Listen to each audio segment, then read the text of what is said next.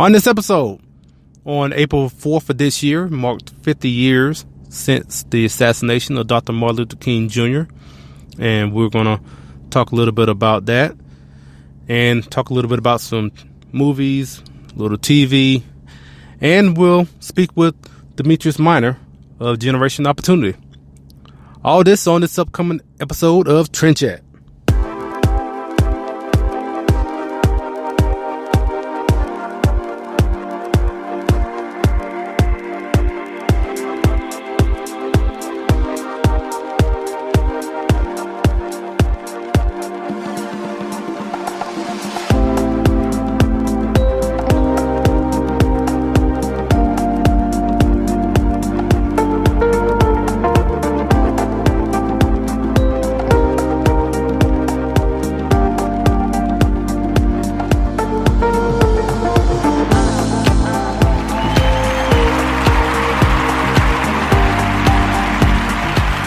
And welcome to another episode of Trend Chat. I'm your host, Brian Bledsoe. And if you want to connect with us, whether on Facebook, Instagram, or Twitter, it's all the same name, Trend Chat 24/7. And I write for Politichicks. If you want to read some of my articles, just go to politichicks.com/author/Brian Bledsoe.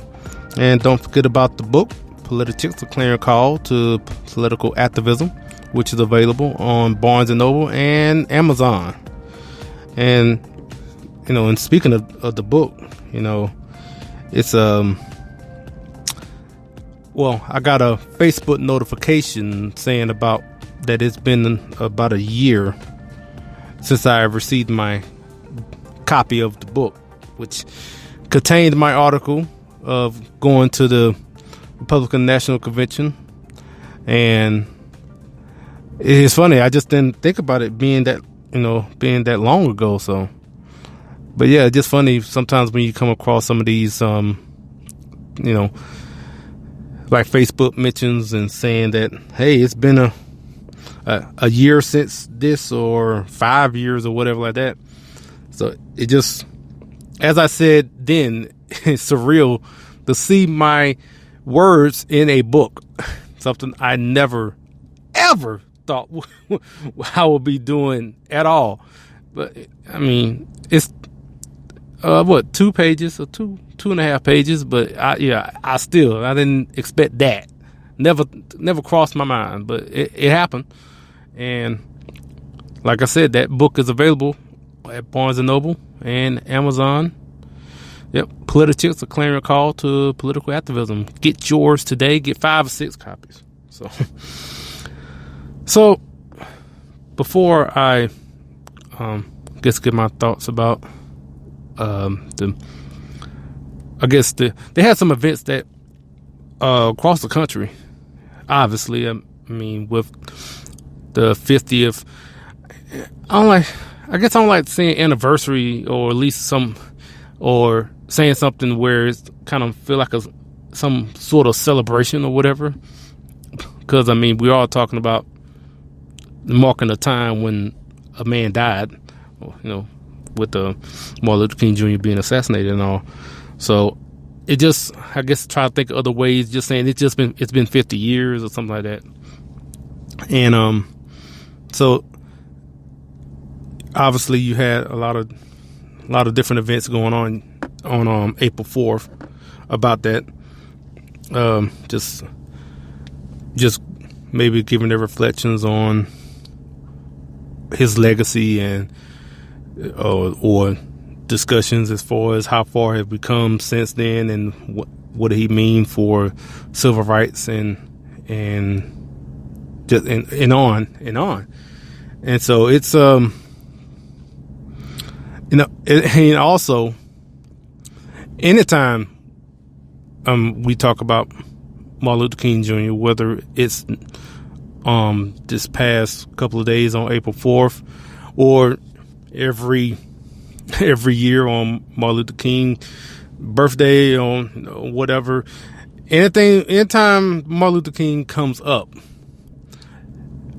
especially being a conservative, you always get those memes talking about Martin Luther King was a Republican, or or at least was a Republican leaning and all that, and then you get the pushback the other way saying, no, he was ultra liberal, and it goes back and forth. And I know for one thing, I definitely will say is that the people who want to make Martin Luther King Jr. as this staunch Republican, or like this ultra conservative, at least, or just conservative. I guess I'm going to say that people are saying he's ultra conservative, but just saying that he would be conservative now, I do not agree with that. Because although he may have said some things that conservatives would like, that is true. But if one thing that for me personally that really sticks out is something that is, I guess, an initiative that Martin Luther King Jr. was looking to start right before he was assassinated. So I don't know how many people have heard of the Poor People's Campaign, but so that was, if anybody looks into that was something that he was looking to start in '68, and or at least soon. Like I said, he was assassinated, and so they never really came to fruition. Even though they tried to continue it after his death, but it just didn't really get any traction. And I don't know how many people really know about that. And that, just seeing that,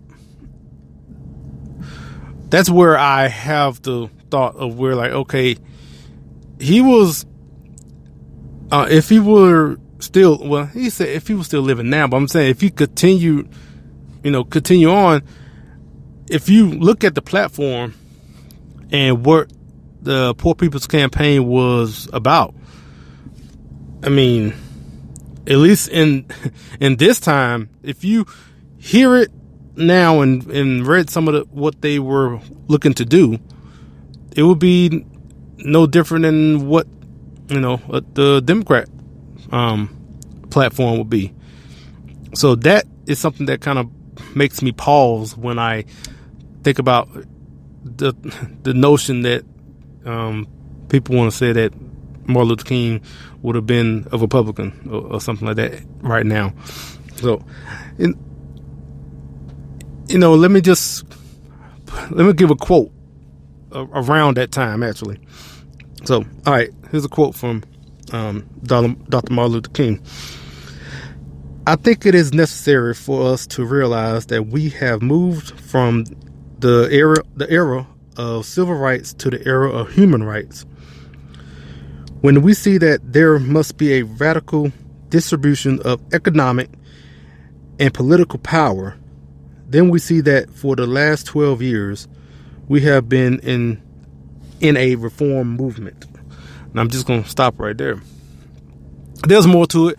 If you want to read more, it's poorpeoplescampaign.org, or you can just Google it and find it somewhere else. But yeah, poorpeoplescampaign.org. But just hearing that right there, I know as conservatives, if you would hear that, read that quote, first thing that probably will pop into your head, redistribution. And it's then right after that, of economic.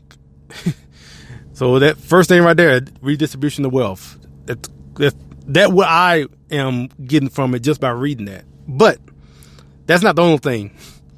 If you go further down and just read the platform, I'm just going to read three.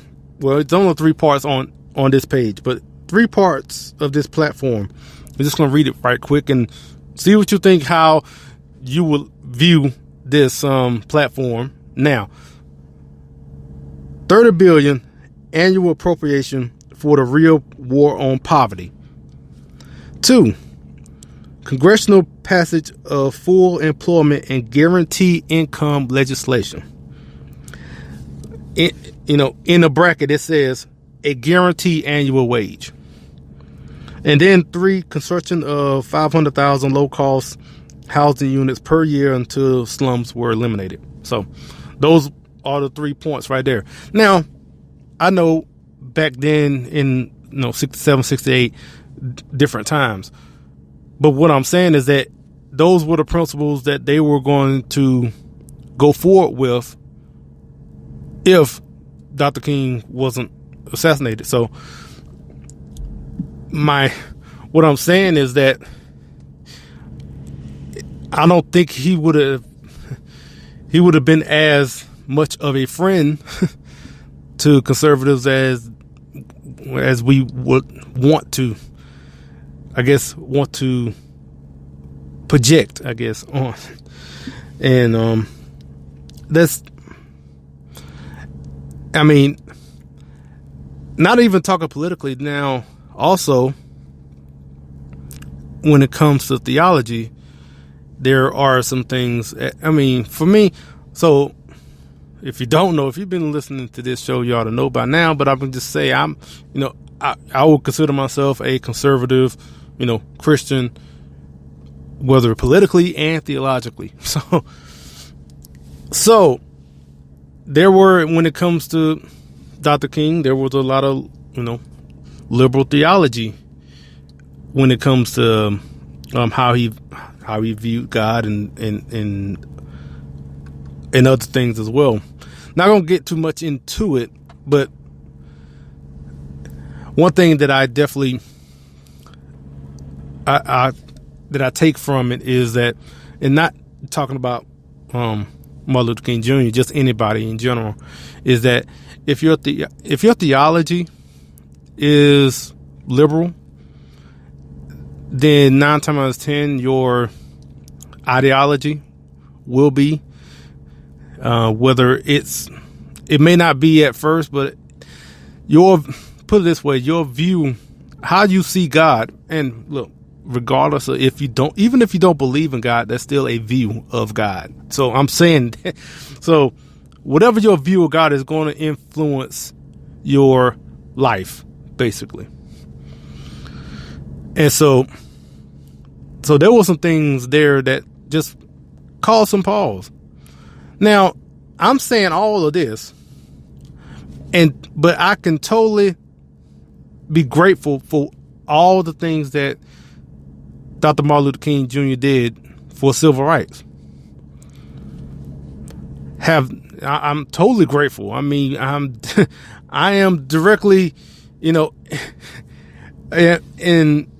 influenced in what Dr. Martin Luther King Jr. did. So I'm grateful in what he did socially for this country. So, but at the same time, I also have some, questions as far as other things that are connected with Martin Luther King Jr. And I don't think anything wrong with that. But by me saying that, anytime somebody even mention any of this, well, if I mention about the Poor People's Campaign to Democrats, they'd be like, see, he was liberal. So I'm like, I never said that he was conservative or Republican myself. I didn't. I'm just saying I see that about, I see about this platform. So that just raises questions for me. But then if I mention all the other things about theology and whatever, and have, questions or have a problem with that, then all of a sudden, you're just one of those hateful, whatever, house N-word or whatever. Just take your pick of whatever insults they can think of. But yeah, I say again, I definitely am grateful for what he did for civil rights and standing up for people like myself. Definitely, there are plenty of people who you may disagree with, but may totally appreciate what they did in other parts of their life. So Dr. Martin Luther King is just another one where you can feel that way. You don't have to agree with every single thing someone you are grateful for. You don't have to agree with everything they do or like every single thing about them. So that's where I stand on that, and it's just something I don't know if I don't think I've mentioned this before, so I just wanted to put this out, and actually didn't think I was going. I need to just go and quit saying that I didn't think I would be saying that much about a particular subject, because every time I say I'm not, then I do, and so. But yeah, so I mean, like I say again, I definitely appreciate what he did for people like myself, black man. Who knows where we would have been without, not only Dr. Martin Luther King, but also others like Rosa Parks and other civil rights leaders at that time. I know another thing I guess I'm thinking about is that Black Lives Matter definitely wanted to,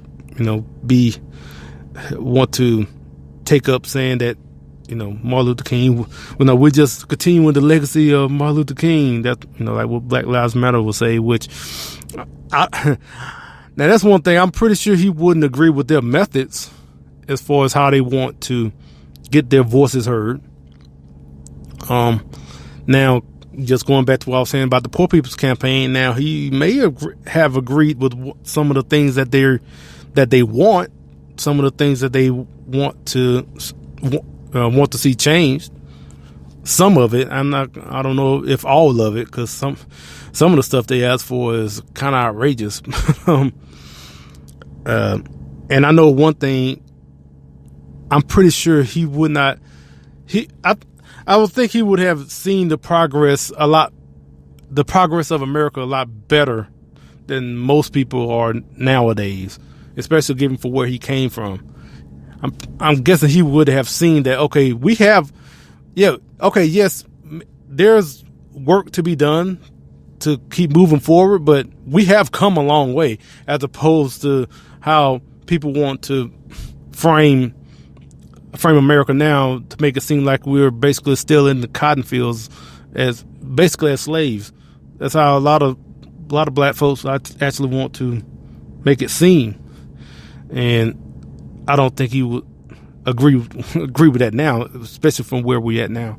So,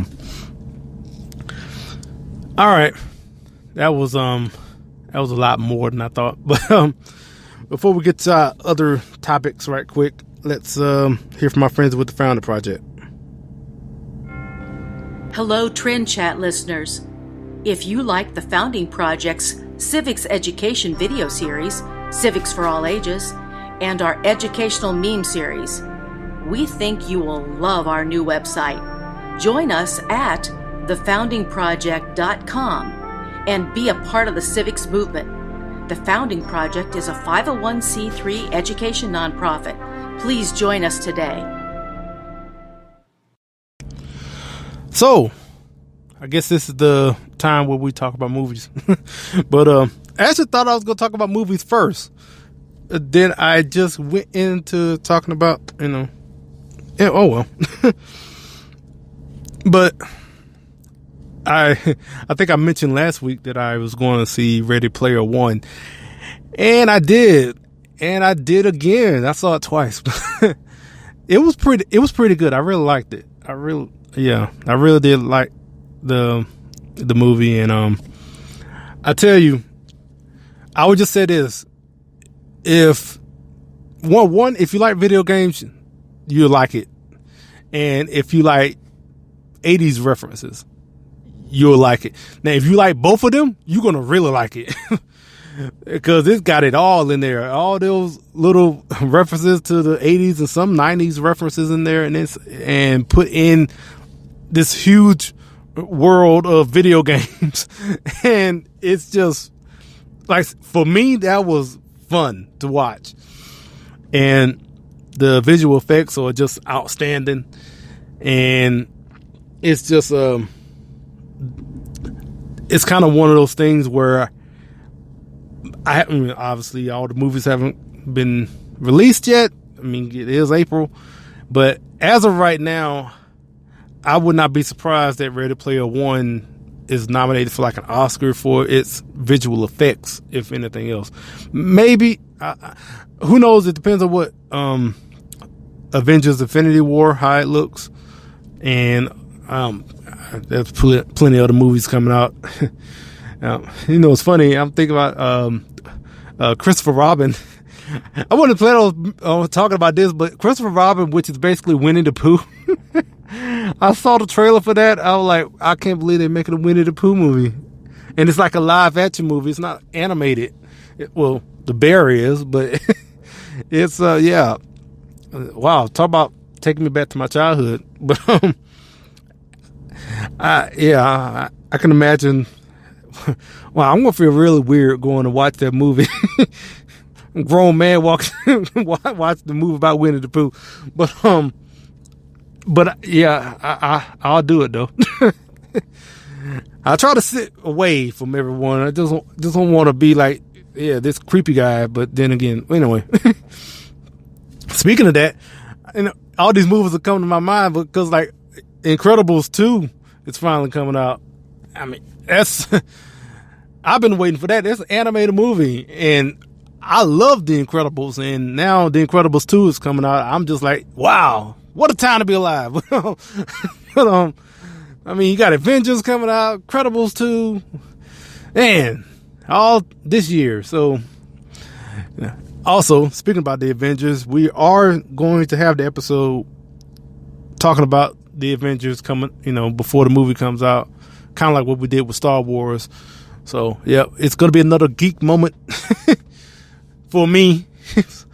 Kind of like what I'm doing right now, actually. And to continue going on in that trend, actually, I think the news was today was Amazon.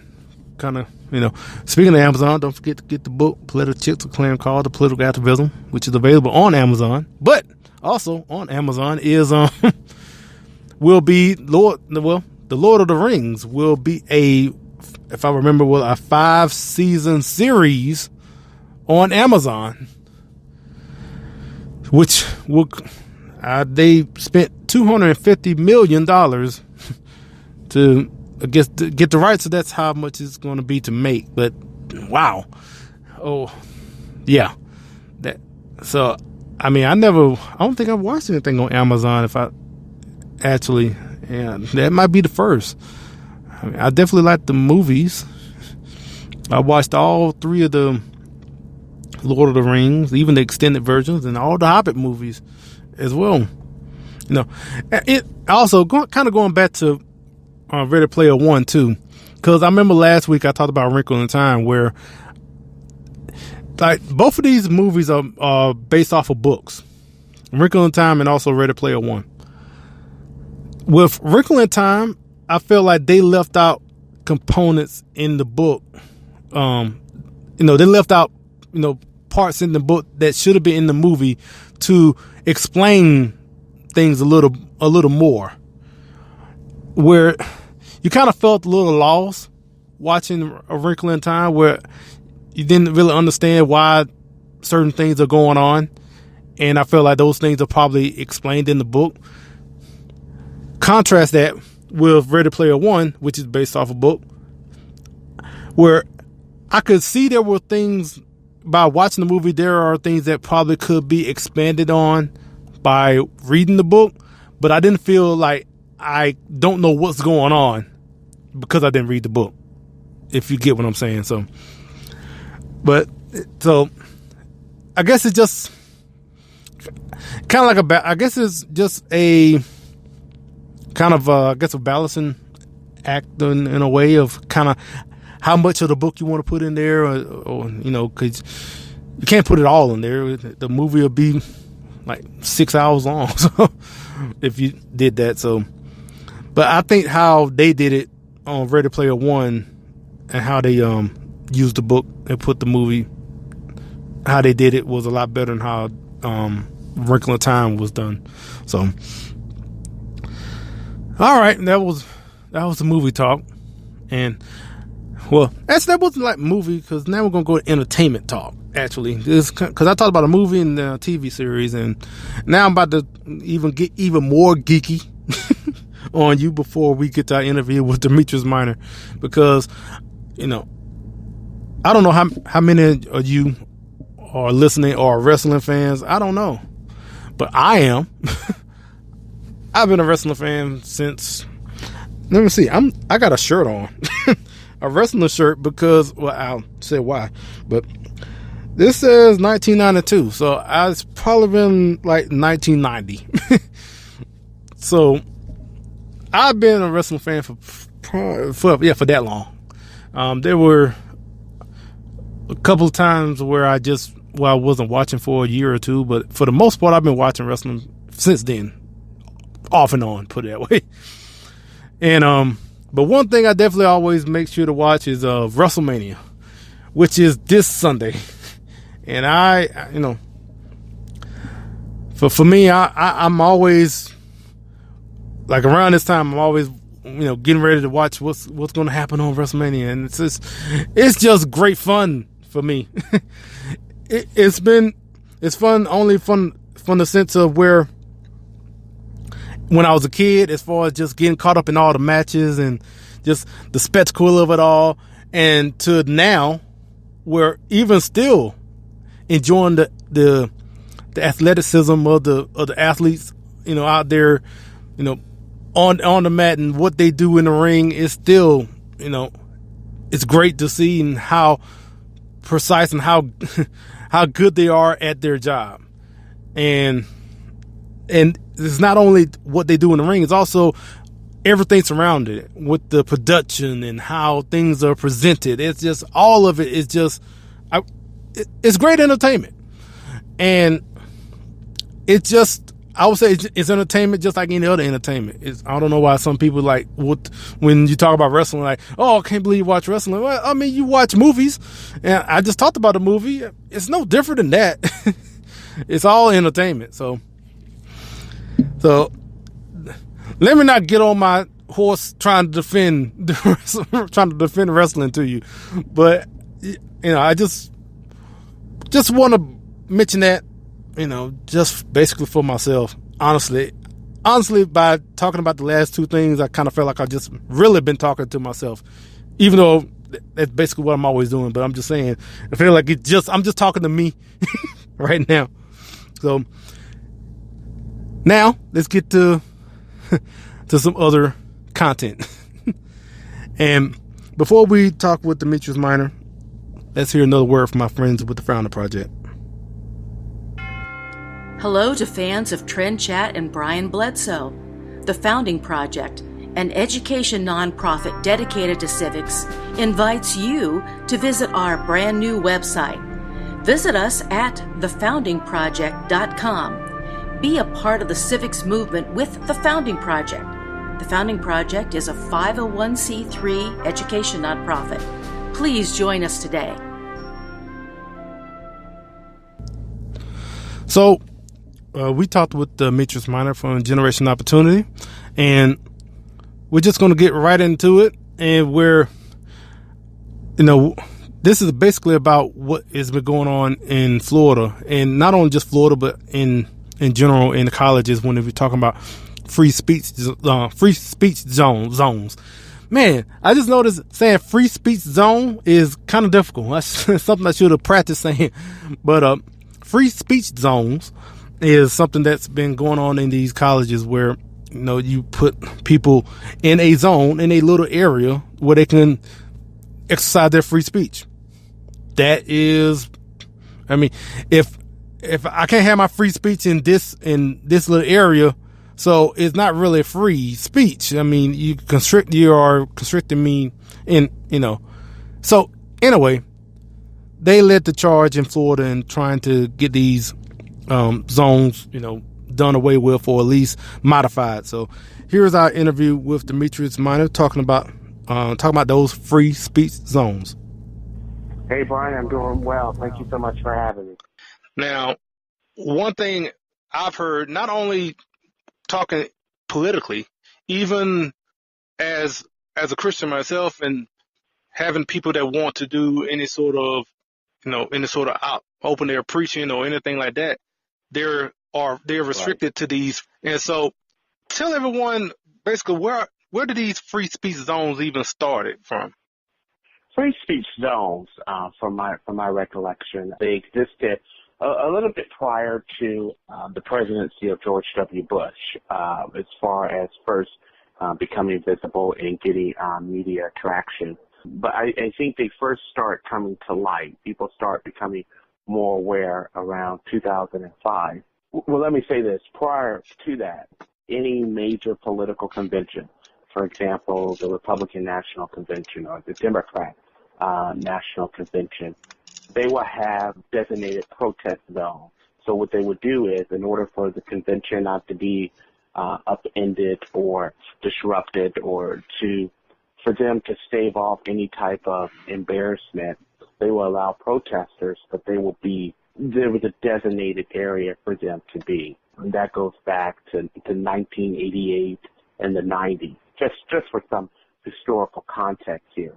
But in reference to free speech zones on college campuses, there's an incident in December of 2005. I believe it was a libertarian group at a college, to be more exact, the University of North Carolina in Greensboro, and they wanted to protest, and yet they only had a designated area on that particular campus. And so thus begins the debate and the awareness of these quote-unquote free speech zones. Okay, so I'm guessing from what you're saying, so from these conventions, whether it's a Republican or Democrat, these college and universities took that idea from those conventions to the campuses. Well, one could say that. A lot of these campuses saw that they had different groups or different organizations that had quote-unquote controversial content, or and not just that, but many faculty members or whatnot wanted them to express themselves, and they tried to find that balance of free expression and not bringing disruption to their lecture or classroom, or what be it. But however, it is unconstitutional on the outside area of a campus, to designate a spot where one can express their freedom of speech. So that, and thus begins the fight for liberty that conservatives have been enrolled in for quite some time. So, do you have any more examples as far as how that affected college students as far as wanting to express themselves on campus? Sure, absolutely. In the state of Florida, just for example, there was a faculty member who had an art depiction of President Trump, and that person was asked to remove it because they deemed it as inappropriate, they deemed it as controversial, and so they were asked to remove that, and that was that was here at Polk State University here in Florida. And FIRE, which is the Foundation for Individual Rights in Education, they found that the University of Florida has a 97% rating in free speech, in allowing the expression of free speech. But the majority of colleges, such as Florida State University and others, fell well below that green rating. And what that means is that there were multiple violations and reports of students having their rights infringed upon. So from all that has been going on that has negatively affected people from freely expressing themselves on campus, so what kind of came out of that as far as like people trying to combat it, trying to do something about it? Absolutely. So what came out of that is that the Florida legislature passed a higher education bill. Attached within this higher education bill was an amendment called the Campus Free Expression Act. And Brian, what this does is it eliminates free speech zones on college campuses for public universities. And also, if a student feels that their First Amendment rights is being infringed upon, that student can take a cause of action against the university. So the hope is that the university will take seriously the Constitution and their obligation to defend it and protect it, and to also make the students feel compelled enough and make the student feel safe. Not just safe. I'm not talking about physically safe, but constitutionally safe, that they don't have to worry about facing backlash if they express a certain point of view or a certain perspective. And so when did it start? Now, there's a backstory to this, and it went through quite a process. So the Campus Free Expression Act, first of all, was a total bill by itself, and it started off as HB 909, and it was making its way through the House, and then when it came to the Florida Senate, it was actually killed in the Florida Senate Judiciary Committee. It was voted against 6-4. But what happened was the higher education bill was a huge priority of the Senate president. So the Senate president allowed for the amendment to be attached to the higher education bill, and thus the reason for its passage. And after it passed the Florida House and Senate, Florida Governor Rick Scott signed it into law. Okay. So now free speech zones on college campuses in Florida is now a thing of the past. And this was enacted when, you said? March of this year. March of this year. Okay. So Right. now, given the people that put this in place, I'm pretty sure they're not just going to take this line down. So are they already trying to find loopholes or whatnot and still trying to institute these free speech zones in a way they can? Well, the bill has just become law in Florida, and it's fairly new. We haven't seen any lawsuits or any counteraction against it. Now, the left is very predictable. They will try to find ways to find loopholes and try to land a counterpunch. But we're pretty confident that this is something that's going to benefit all students across the Sunshine State. And should the left want to infringe upon the constitutional rights given to every American, we will be prepared for that battle. Now, that's one thing I don't really understand, because we're talking about free speech, so this shouldn't be a partisan issue.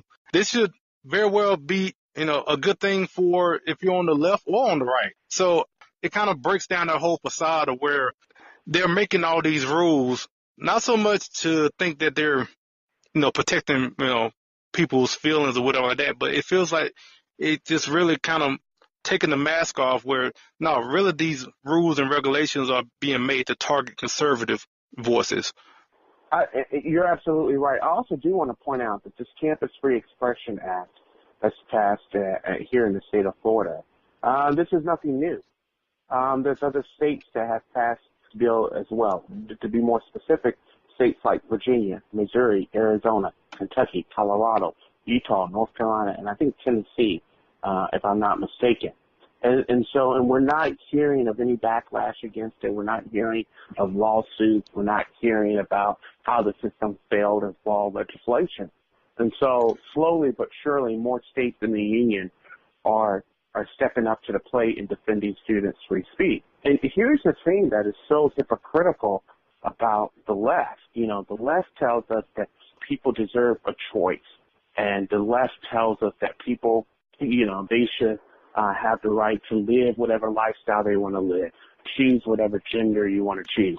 And so they want to ram those expectations and that belief and that ideology down our throat. But yet, when we want to stand up and when we want to say, well, we see things differently, or we have a different set of beliefs, and that's when they get extreme, and that's when they get vile, and that's when they become vicious. And so, Brian, parents send their children off to college for them to be able to establish themselves professionally, mentally. And how do you do that?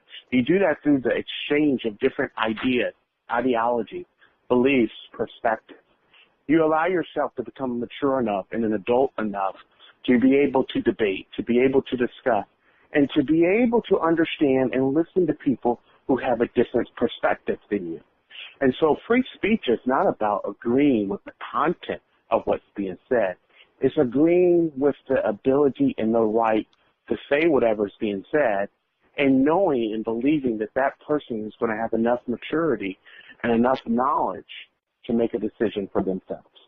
So I heard you mention that about other states that have, similar legislation going on. Do you know of any other legislation that maybe is in process right now in other states? I do know that states such as Ohio and North or South Dakota, one of those, are trying to get this legislation passed as well. I know that South Dakota or North Dakota, I cannot remember which one, ran into some difficulty, but I know those are two states who are also trying to jump on board. I think it's only a matter of time before this becomes a nationwide effort. Okay. Well, one thing we haven't really mentioned is about Generation Opportunity itself. Tell everyone, what is Generation Opportunity? I'm glad you asked. Generation Opportunity is a nonpartisan grassroots movement that seeks to advocate for policies that benefit young people and students. So we heavily believe in free market principles and capitalism. We're against things such as corporate welfare, free speech zones, and so we're advocating for policies that even the playing field and that offers equal opportunities to young people and students to take advantage of to enhance their careers and their lives. With the Generation Opportunity, you are the coalition's director. So I guess tell us a little bit about that job. Yeah, sure. I serve as director of coalitions for Generation Opportunity Florida. And basically my role is to represent the brand. And so doing media appearances such as coming on your show, for which I'm thankful for, going to different events, clubs, meetings, organizations, discussing policy, discussing our recent legislative wins, and just getting the word out there of what Generation Opportunity stands for, what we've accomplished in regards to the Florida session, and making students more aware of that there is a grassroots movement out there that's working and advocating for them on their behalf. Now, is it like a national organization? It is. Okay. In all 50 states and everything like that. I mean, is it something where you have chapters in college campuses or what? Yes, we have various chapters in states, and actually for more information, you can go to www.generationopportunity.org, and there you will find out how to get involved, how to volunteer, how to become engaged, the issues, the platform that we stand on, and things of that nature.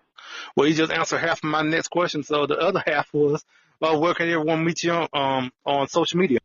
Absolutely. They can find me on Facebook, Demetrius Minor, or you can also follow me on Twitter. I'm located at dminor85, and you can also drop me an email if you have any questions, concerns, ideas. I'm always looking to engage with other individuals. You can email me at dminor, that's DMINOR, at genopp, GENOPP.org. And also Generation Opportunity? Yes, you can find Generation Opportunity at Twitter is at genopp, and also Florida is at genoppSL. All right, Demetrius, thanks so much for your time. Hey, thank you so much for having me, Brian. I appreciate it. Yep, and thanks to Demetrius for joining us. And that's it for this week. And don't know, as always, as far as who we'll have on next week, but we're working on it. And until next week, we'll chat with you later.